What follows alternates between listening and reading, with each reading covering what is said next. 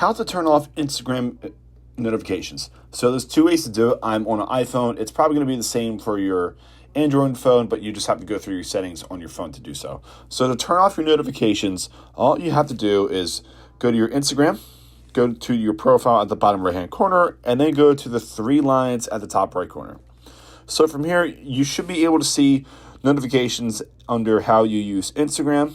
And what you can do from this point is go ahead and pause all. And what that's going to do is just pause it. It will give you a time limit, but from this point forward, you'll be able to pause all of your notifications within the Instagram app.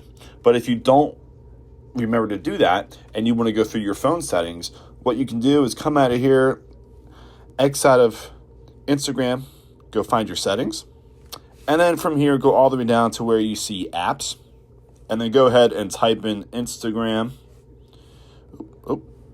There we go. And from here, you just want to go to where it says notifications. And you, from this point, can also just turn this completely off. And this will shut off all notifications to Instagram. So just in case you forget to do it through the app, this is the more permanent way to do it through your actual phone. And that's it. That's how you would go about turning off your Instagram notifications.